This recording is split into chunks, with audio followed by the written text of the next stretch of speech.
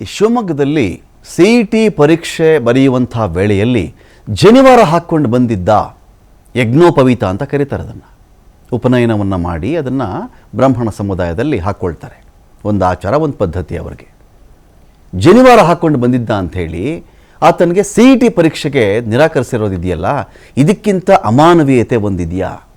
ಪರೀಕ್ಷೆಯಿಂದ ವಿದ್ಯಾರ್ಥಿ ವಂಚಿತನಾಗಿದ್ದಾನಲ್ಲ, ಏನವನ ಭವಿಷ್ಯ ಈಗ?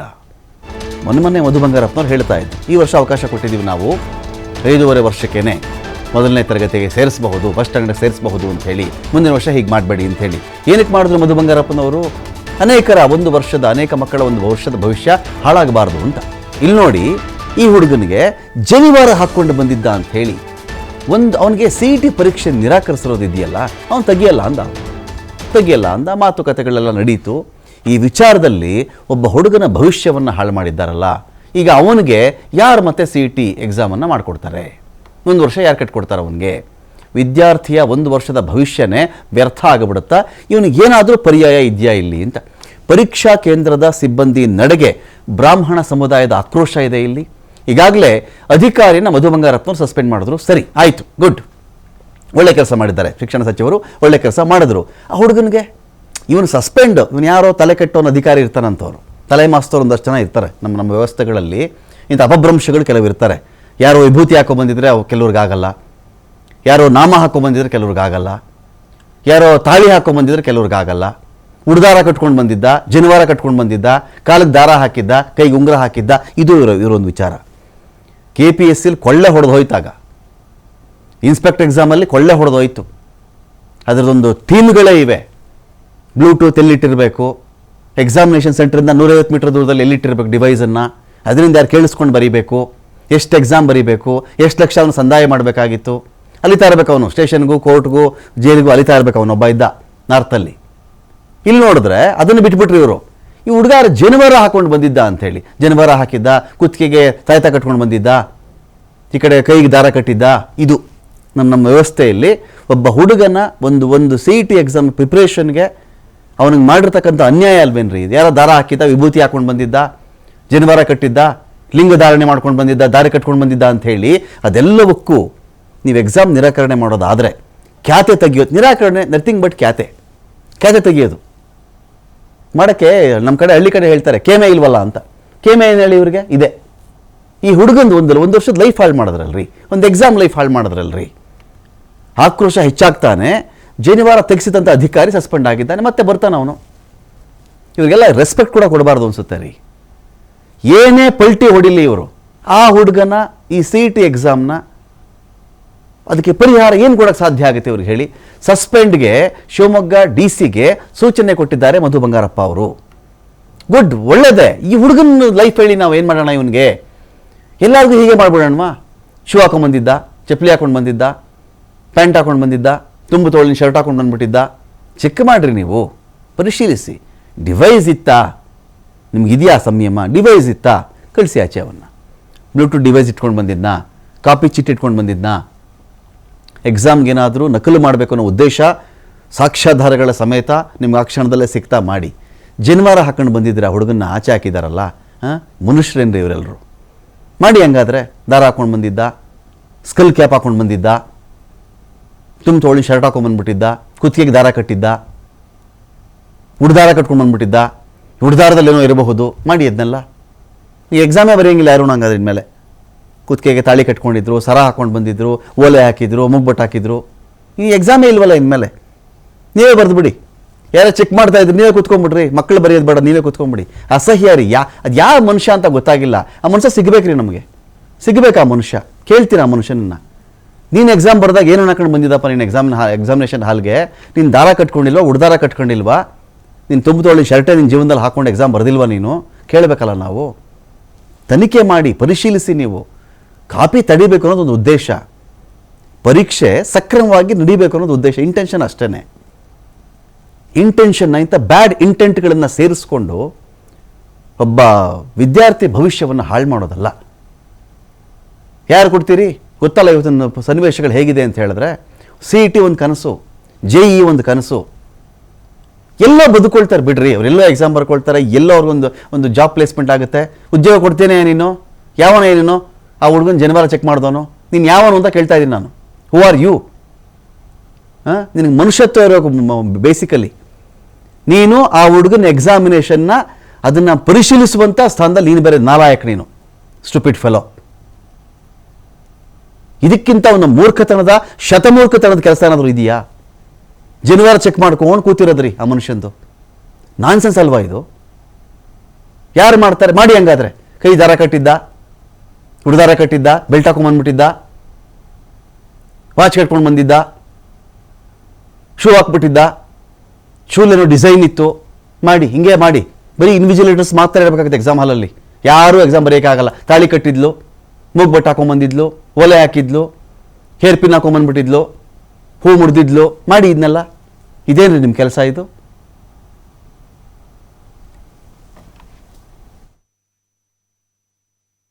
ನೋಡಿ, ಅದನ್ನು ಮಾಧ್ಯಮದ ಮೂಲಕ ನಾವೇನು ನೋಡ್ತಾ ಇದ್ದೀವಿ, ಈ ಥರ ಯಾವುದೇ ಥರದ ನಿರ್ದೇಶನ ಯಾವುದೇ ಡಿಪಾರ್ಟ್ಮೆಂಟ್ ಅವರು ಕೂಡ ಕೊಡ್ತಕ್ಕಂಥದ್ದು ಅಧಿಕಾರನೂ ಇಲ್ಲ. ಆ ಥರ ಮಾಡೋದಕ್ಕೂ ಕೂಡ ಅವಕಾಶಗಳು ಕಾನೂನಲ್ಲಿಲ್ಲ. ನನಗೆ ಗೊತ್ತಿರೋ ಪ್ರಕಾರ ಈ ಥರ ಏನಾದ್ರು ನಡೆದಿದ್ರೆ ನಾನು ನನ್ನ ಡಿಪಾರ್ಟ್ಮೆಂಟ್ ಇಲ್ಲ ಅಂದ್ರೂ ಕೂಡ ನಾನು ಕನ್ಸರ್ನ್ ಡಿಪಾರ್ಟ್ಮೆಂಟ್ ಅವ್ರಿಗೆ ಮಾತಾಡಿ, ಆಮೇಲೆ ನನ್ನ ಜಿಲ್ಲೆಯಲ್ಲೂ ಕೂಡ ಆಗಿರೋದ್ರಿಂದ ಅದನ್ನು ಅವ್ರ ವಿರುದ್ಧ ಕಠಿಣವಾಗಿರ್ತಕ್ಕಂಥ ಆ್ಯಕ್ಷನ್ನ ತಗೊಳ್ತಕ್ಕಂಥದ್ದನ್ನು ನಾನು ಇಮಿಡಿಯೇಟಾಗಿ ನಾನು ಹೇಳ್ತಕ್ಕಂಥದ್ದು ಮಾಡ್ತೀನಿ. ಯಾಕೆಂದ್ರೆ ದಿಸ್ ಇಸ್ ನಾಟ್ ಅಲೌಡ್. ಯಾಕೆಂದ್ರೆ ಮಕ್ಕಳು ಇದ್ರೊಳಗೆ ನೀವು ಈ ಥರ ಮಾಡ್ಕೊಂಡು ಕೂತ್ಕೊಂಡ್ರೆ, ಎಷ್ಟೊಂದು ಸತಿ ನಾವು ಈ ವಿಚಾರಗಳು ಬಂದಾಗ ಭಾಳ ಸೆನ್ಸಿಟಿವ್ ಇರ್ತದೆ. ಯಾವತ್ತೂ ಕೂಡ ಜಾತಿ ಧರ್ಮಕ್ಕೆ ನಾವು ಗೌರವವನ್ನು ಕೊಡಬೇಕೆ ಹೊರತು ಅದರಿಂದ ಅಲ್ಲ, ಯಾವುದೇ ಇರಲಿ, ಇಂಜಿನಿಯರಿಂಗ್ ಆಗಲಿ, ಯಾವುದೇ ಪರೀಕ್ಷೆ ಆಗಲಿ, ನನ್ನ ಇಲಾಖೆ ಆಗಲಿ, ನಮ್ಮ ಸರ್ಕಾರದಲ್ಲಿ ಹಿಂಗಾಗುತ್ತೆ ಅಂದಾಗ ಅದನ್ನು ಕಠಿಣವಾಗಿ ನಾವು ಎಷ್ಟೊಂದು ಸತಿ ನಾನು ಈ ಥರ ತೀಕ್ಷ್ಣವಾಗಿ ಆ್ಯಕ್ಷನ್ ತಗೊಳ್ಳೋದು ಕೂಡ ನಾವು ಮಾಡ್ಕೊಂಡು ಬಂದಿದ್ದೀವಿ. ಇವತ್ತು ಕೂಡ ನೀವು ಏನು ಮಾಹಿತಿಯನ್ನು ಕೊಟ್ಟಿದ್ದೀರಿ ಮತ್ತು ಕೆಲವು ವಿಚಾರಗಳನ್ನು ತೋರಿಸಿದರೆ ಅದನ್ನು ಕಠಿಣವಾಗಿ, ಮತ್ತು ಅದು ಯಾಕೆ ಶುರುವಾಯಿತು ಅನ್ನೋದು ಭಾಳ ಮುಖ್ಯ ಆಗ್ತದೆ. ಯಾರು ಅವ್ರು ಮಾಡಿರೋರು ಅದನ್ನು ತಗೊಳ್ಬೇಕಾಗತ್ತೆ. ಅದನ್ನು ತೀಕ್ಷ್ಣವಾಗಿ ಆ್ಯಕ್ಷನ್ ಎಲ್ಲ ಆಗಿದೆ ಅಂತ ಹೇಳಿದ್ರು. ಬೆಳಗ್ಗೆ ಕೇಳಿದಾಗ ನಮಗೂ ಆಶ್ಚರ್ಯ ಆಯ್ತು. ಖಂಡಿತ ಇದು ಯಾರು ನಾವು ಒಪ್ತಕ್ಕಂಥ ವಿಚಾರ ಅಲ್ಲ. ಇದನ್ನು ನಾನು ಖಂಡಿಸ್ತೇನೆ. ಆ ರೀತಿ ಏನಾದ್ರೂ ಘಟನೆ ಆಗಿರೋದೇ ಸತ್ಯ ಅಂತ ಹೇಳಿ ಇವತ್ತೇನೋ ದೂರು ಕೊಟ್ಟಿದ್ದಾರೆ. ನಾನು ನಮ್ಮ ಇಡಿ ಅವ್ರಿಗೆ ತಕ್ಷಣ ವರದಿ ಕೊಡಿ ಅಂತ ಕೇಳಿದ್ದೀನಿ. ಅವ್ರೇನ್ ಹೇಳಿದ್ರು, ನಮ್ಗೆ ADC ಅವರು, ಶಿವಮೊಗ್ಗ ADC ಅವರು ಈ ರೀತಿ ಏನು ಆಗಿಲ್ಲ ಅಂತ ಹೇಳಿ ಹೇಳ್ತಾರೆ. ಯಾಕಂದ್ರೆ ನಾವು CET ಪರೀಕ್ಷೆ ನಡೆಸ್ತಕ್ಕಂಥ ಹೊಣೆಗಾರಿಕೆ ಆ ಜಿಲ್ಲಾಧಿಕಾರಿಗಳಿಗೆ ಬರ್ತದೆ. ನಮ್ಮ ಸೆಟ್ ಏನು ಪ್ರೋಟೋಕಾಲ್ಸ್ ಇದೆ, ಏನು ಪಾಲನೆ ಮಾಡಬೇಕು, ಅದರ ಅಡಿಯಲ್ಲಿ ಅವ್ರು ಕೆಲಸ ಮಾಡ್ಬೇಕಾಗುತ್ತೆ. ನಾವ್ ಯಾರು ಜನಿವಾರ ತೆಗಿಬೇಕು ಮತ್ತೊಂದು ಅಂತಕ್ಕಂಥದ್ದು ಅದರಲ್ಲಿ ಇಲ್ಲ. ಆ ರೀತಿ ಯಾರಾದ್ರೂ ಯಾವ್ದಾದ್ರು ಒಂದು ಕೇಂದ್ರದಲ್ಲಿ ಏನೋ ನಾನು ಪತ್ರಿಕೆಯಲ್ಲಿ ಯಾವ್ದು ಕೇಂದ್ರ ಹೆಸರಿದ್ದಾರೆ, ಆ ರೀತಿ ಆಗಿದೆ. ಖಂಡಿತ ನಾವು ಅದನ್ನ ಗಂಭೀರವಾಗಿ ತಿಳ್ಕೊಳ್ತೀವಿ. ಒಂದ್ ಕಡೆ ಹೇಳ್ತಾರೆ ಒಬ್ರು ವಿದ್ಯಾರ್ಥಿ ಅದಕ್ಕೆ ಒಪ್ಪದಿರ ಪರೀಕ್ಷೆ ಬರೀಲಿಲ್ಲ ಅಂತ ಏನೋ ಒಂದು ವರದಿ ಆಗಿದೆ ಅಂತ. ಖಂಡಿತ ಸಮಗ್ರ ವರದಿಯನ್ನು ತೆಗೆದುಕೊಂಡು ಇದನ್ನ ನಾವು ಯಾರು ತಪ್ಪಿತಸ್ಥರಿದ್ದಾರೆ ಅವ್ರ ಮೇಲೆ ಕಾನೂನು ರೀತಿ ಆ ರೀತಿ ವರದಿ ಬಂದ ನಂತರ ಅವ್ರ ಮೇಲೆ ಕ್ರಮ ಯಾವ ರೀತಿ ತಗೋಬೇಕು ಅಂತಕ್ಕಂಥದ್ದು. ಜನಿವಾರ ಹಾಕಿದ್ದಕ್ಕೆ CET ಪರೀಕ್ಷೆಗೆ ನಿರಾಕರಣೆ ವಿಚಾರಕ್ಕೆ ಸಂಬಂಧಪಟ್ಟಂತೆ ಪರೀಕ್ಷೆ ವೇಳೆ ಜನಿವಾರ ತೆಗಿಬೇಕು ಅಂತ ಹೇಳಿರೋ ತಪ್ಪು. ವರದಿ ಅನ್ವಯ ಖಂಡಿತವಾಗಿ ಕ್ರಮ ತೆಗೆದುಕೊಳ್ತೀವಿ. KEA ಕಾರ್ಯನಿರ್ವಾಹಕ ನಿರ್ದೇಶಕ H. ಪ್ರಸನ್ನ ಹೇಳಿಕೆಯನ್ನು ಕೊಟ್ಟಿದ್ದಾರೆ. ಈ ಥರ ಮಾಡಿರೋ ತಪ್ಪಾಗುತ್ತೆ, ಇದು ಯಾರೂ ಮಾಡಬಾರ್ದಂಥ ಒಂದು ಕೆಲಸವನ್ನ. ಇದು ನಿಜವೇ ಆಗಿದ್ರೆ, ಜನಿವಾರ ತೆಗಿ ಅಂತ ಹೇಳೋದು ನಿಜವೇ ಆಗಿದ್ರೆ, ಆ ವರದಿ ಬಂದರೆ ಅದರ ಅನ್ವಯವಾಗಿ ಖಂಡಿತ ಕ್ರಮ ತೆಗೆದುಕೊಳ್ಳುತ್ತೇವೆ. ಪ್ರಸನ್ನ ಅವರೇ, ಈ ಮಾತನ್ನು ತಾವು ಮೀರಬಾರದು. ಇವತ್ತಿಗೇನೋ ಆಯಿತು, ನ್ಯೂಸ್ ಆಯಿತು, ಬ್ರೇಕಿಂಗ್ ನ್ಯೂಸ್ ನಾವು ಹೇಳಿಬಿಟ್ವಿ, 2-3 ನ್ಯೂಸ್ಗಳಲ್ಲಿ ಇದನ್ನು ಹೇಳ್ತೀವಿ, ಬುಲೆಟಿನ್ಗಳಲ್ಲಿ ಇದನ್ನು ಮಾತಾಡ್ತೀವಿ, ನಾಳೆ ನೋಡ್ಕೊಳ್ಳೋಣ ಬಿಡಿ, ಆಮೇಲೆ ನಾಳೆಗೆಲ್ಲ ಮರ್ತೋಗಿರ್ತಾರೆ. ಅದಾಗಬಾರ್ದು ಪ್ರಸನ್ನ ಅವರೇ. KEA ಕಾರ್ಯನಿರ್ವಾಹಕ ನಿರ್ದೇಶಕ H. ಪ್ರಸನ್ನ ಅವರು ನಾನು ಕೇಳ್ತಾ ಇರೋದು ಇದನ್ನು. ಈ ಒಂದು ವಿಚಾರದಲ್ಲಿ ಕ್ರಮಗಳಾಗಬೇಕು. ಜನಿವಾರಕ್ಕೆ, ವಿಭೂತಿಗೆ, ನಾಮಕ್ಕೆ, ಕುಂಕುಮಕ್ಕೆ, ತಾಳಿಗೆ, ಉಡ್ದಾರಕ್ಕೆ, ಚಪ್ಪಲಿಗೆ, ಶೂಗೆ, ತುಂಬು ತೋಳಿನ ಶರ್ಟ್ಗೆ ಈ ಥರ ಮಾಡ್ಕೊಂಡು ಕೂತ್ಕೊಂಡ್ರೆ ನಿಮ್ಮ KEA ಏನೂ ಅವಶ್ಯಕತೆ ಬರಲ್ಲ, PUC ಬೋರ್ಡ್ ಅವಶ್ಯಕತೆ, ಯಾರು ಎಕ್ಸಾಮ್ಗೆ ಬರೋಕ್ಕೆ ಸಾಧ್ಯನೇ ಇಲ್ಲ. ಮೂಲಭೂತ ಆಚರಣೆಗಳಿರ್ತವೆ, ಮನೆ ಪದ್ಧತಿಗಳಿರ್ತವೆ, ಕೆಲವು ಸಂಸ್ಕಾರಗಳಿರ್ತವೆ, ಕೆಲವು ನಂಬಿಕೆಗಳಿರ್ತವೆ. ಇದ್ರ ವಿರುದ್ಧ ನೀವು ಯಾರು? ಸಂವಿಧಾನ ಅವಕಾಶ ಕೊಟ್ಟಿದೆ ರೀ. ನೀನು ಯಾವ ದೇವ್ರನ್ನಾದ್ರೂ ಪೂಜೆ ಮಾಡ್ಕೊಳ್ಳಪ್ಪ, ನೀನು ಯಾವ ದೇವೋಪಾಸನೆ ಏನಾದರೂ ಮಾಡ್ಕೋ, ಇಲ್ಲ ಹಲವು ದೇವೋಪಾಸನೆ ಏನಾದರೂ ಮಾಡ್ಕೋ, ನಿನ್ನ ಆಚಾರ ನಿನಗೆ ಬಿಟ್ಟಿದ್ದು ಅಂತ ಸಂವಿಧಾನ ಅವಕಾಶ ಕೊಟ್ಟಿರಬೇಕಾದ್ರೆ ಇವ್ರು ಯಾರಿಲ್ಲಿ? ಯಾವುದೇ ಜಾತಿ ಧರ್ಮದ ವಿರುದ್ಧವಾಗಿ ನಾವು ಮಾರ್ಗಸೂಚಿ ಮಾಡಲ್ಲ. ಇಂತಹ ತಪ್ಪು ಮುಂದೆ ಆಗದಂತೆ ಕ್ರಮ ತೆಗೆದುಕೊಳ್ತೇವೆ. ಈ ವಿಷಯವನ್ನು ಮತ್ತಷ್ಟು ದೊಡ್ಡದು ಮಾಡೋದು ಬೇಡ. ಜಿಲ್ಲಾಧಿಕಾರಿಗಳಿಗೆ ಈಗಾಗಲೇ ತನಿಖೆಗೆ ಆದೇಶವನ್ನು ಮಾಡಿದ್ದೇನೆ ಅಂಥೇಳಿ ಕೆಇಎ ಕಾರ್ಯನಿರ್ವಾಹಕ ನಿರ್ದೇಶಕ ಎಚ್ ಪ್ರಸನ್ನ ಸ್ಪಷ್ಟನೆ ಕೊಟ್ಟಿದ್ದಾರೆ.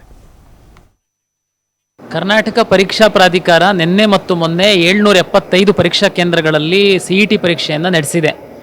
ಈ 775 ಪರೀಕ್ಷಾ ಕೇಂದ್ರದಲ್ಲಿ ಬೀದರ್ ಮತ್ತು ಶಿವಮೊಗ್ಗ 2 ಪರೀಕ್ಷಾ ಕೇಂದ್ರದಲ್ಲಿ ಪರೀಕ್ಷಾ ಕೇಂದ್ರದ ಗೇಟಲ್ಲಿರುವಂತಹ ತಪಾಸಣಾ ಸಿಬ್ಬಂದಿ ಜನಿವಾರವನ್ನು ತೆಗೆದು ಪರೀಕ್ಷಾ ಕೇಂದ್ರ ಪ್ರವೇಶಿಸಬೇಕು ಅಂತೇಳಿ ಹೇಳಿದ್ರಿಂದ ಇದು ಗೊಂದಲ ಸೃಷ್ಟಿಯಾಗಿದೆ. ಕೆಲವರು ಪ್ರತಿಭಟನೆ ಮಾಡಿದ್ದಾರೆ. ಶಿವಮೊಗ್ಗದಲ್ಲಿ ಜನಿವಾರ ತೆಗಿಬೇಕು ಅಂತ ಹೇಳಿದರೆ ಸಹ ವಿದ್ಯಾರ್ಥಿ ನಿರಾಕರಿಸಿದ ಹಿನ್ನೆಲೆಯಲ್ಲಿ ನಂತರ ಅವನಿಗೆ ಪರೀಕ್ಷೆಗೆ ಬಿಟ್ಟಿದ್ದಾರೆ. ಅವನು ಪರೀಕ್ಷೆ ಬರೆದಿದ್ದಾನೆ.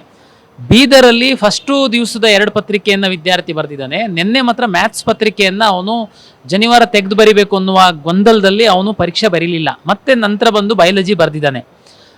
ನಾವು ಪರೀಕ್ಷಾ ವಸ್ತ್ರ ಸಂಹಿತೆ ಏನಿದೆ ಎಲ್ಲ ಜಿಲ್ಲಾಧಿಕಾರಿಗಳಿಗೆ ನಾವು ಕಳಿಸಿರ್ತೀವಿ. ಜಿಲ್ಲಾಧಿಕಾರಿಗಳು ಎಲ್ಲ ಪರೀಕ್ಷಾ ಕೇಂದ್ರದ ಸಿಬ್ಬಂದಿಗಳಿಗೆ ತರಬೇತಿಯನ್ನು ಕೊಟ್ಟಿರ್ತಾರೆ. ಯಾಕೆ ಈ ರೀತಿ ಗೊಂದಲ ಆಯಿತು? ಕರ್ನಾಟಕ ಪರೀಕ್ಷಾ ಪ್ರಾಧಿಕಾರ ಎಲ್ಲೂ ಜನಿವಾರ ತೆಗಿಬೇಕು ಅನ್ನುವಂತಹ ಯಾವುದೇ ಧರ್ಮ ಜಾತಿಗೆ ನೋವಾಗುವಂತಹ ಯಾವುದೇ ಮಾರ್ಗಸೂಚಿಯನ್ನು ಬಿಟ್ಟಿಲ್ಲ. ಮತ್ತು ಅದರ ಅಗತ್ಯನೂ ಇಲ್ಲ ಜನಿವಾರ ತೆಗೆಯುವಂಥದ್ದು. ಹಾಗಾಗಿ ಯಾರು ಜನಿವಾರ ತೆಗೆದು ಪರೀಕ್ಷಾ ಕೇಂದ್ರಕ್ಕೆ ಹೋಗಬೇಕು ಅಂತೇಳಿರುವಂಥದ್ದು ತಪ್ಪಾಗುತ್ತೆ. ಆ ಥರ ಮಾಡಿದಂಥ ಸಿಬ್ಬಂದಿ ವಿರುದ್ಧ ಜಿಲ್ಲಾಧಿಕಾರಿಗಳಿಗಾಗಲೇ ಕ್ರಮ ಕೈಗೊಳ್ಳುವಂತೆ ತನಿಖೆಯನ್ನು ಮಾಡ್ತಾ ಇದ್ದಾರೆ.